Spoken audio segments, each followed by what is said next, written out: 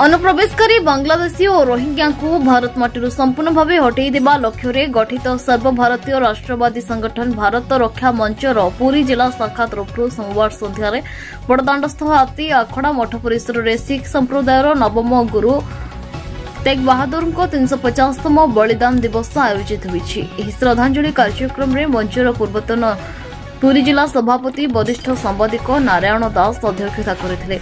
प्रारंभ में मंचर प्रांतीय उपसभापति सच्चिदानंद दास सामूहिक गीत गान करी हिंदू मुखर हेले हैं राष्ट्र प्रखर और हिंदू राष्ट्र संकल्प को निजर व्रत रूप में ग्रहण करने समस्त आह्वान प्रदान करथिले। गोसेवक दिलीप मिश्र द्वारा संयोजित कार्यक्रम में अध्यक्ष श्री दास गुरु तेग बहादुर को बलिदान विषय समेत मंचर लक्ष्य और उद्देश्य उपस्थापन करथिले। मुख्य अतिथि सद्भावना मंचर विभाग प्रमुख श्री बच्छ दास गुरु तेग बहादुर बलिदान गाथा को मन पकाई आदर्श अनुप्राणित होगा निमंते कार्यकर्ता मानक परामर्श प्रदान करथिले।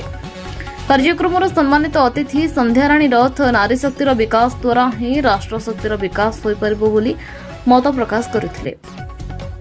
सम्मानित वक्ता गोसेवक भिकारीचरण दास गुरु तेग बहादुर जीवनी उपरे आलोचना करथिले। मंचर सदस्य कमल लोचन रथ मंचर कार्यक्रम संपर्क में सूचना प्रदान करथिले। परिशेष कार्यक्रम सह संयोजक विभु प्रसाद त्रिपाठी आनुষ্ঠাनिक धन्यवाद अर्पण करथिले।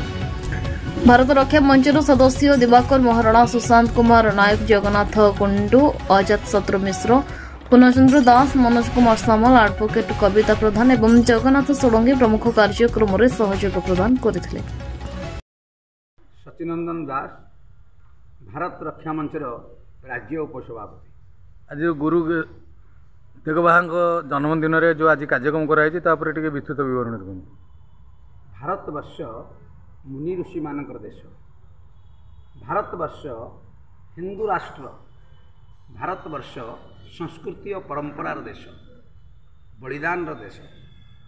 आज गुरु तेग बहादुर बलिदान दिवस दिन थिला।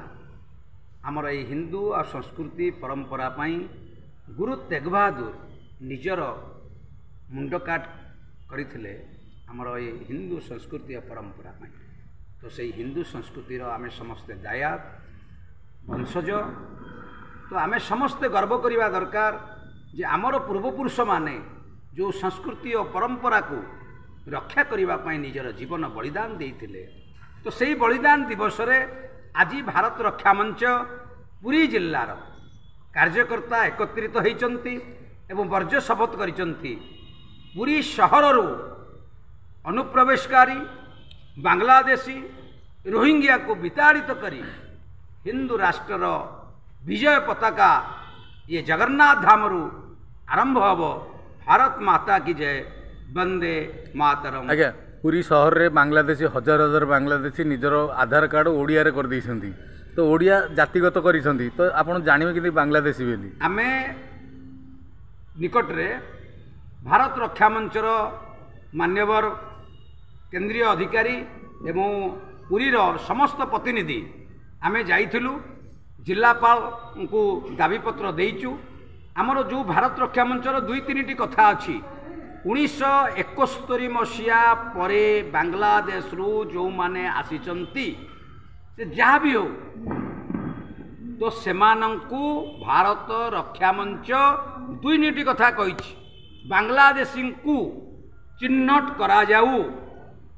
एक चिन्हट करा जाई तांको गोटे जगह डिटेक्ट करा जाऊ, गोटे जगह रखा जाऊ एवं तांको विताड़ित करा जाऊ तांको देश को। ये तीनोटी जिनस करा जाइछि।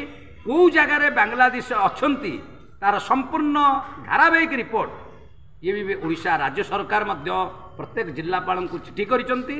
भारत रक्षा मंच जिला कमिटी मान्यवर जिलापाल मान को मागिचंती। आगामी दिन में जिलापाल महोदय कहिसंती ये चिन्हट करी ता रिपोर्ट देबे।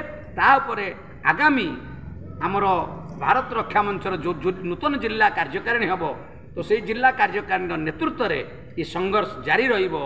आगे भगवा धारी हो गया संघर्ष जारी। आगामी दिन में पुरी बड़दाण्डरू ये आह्वान दिया जीवो।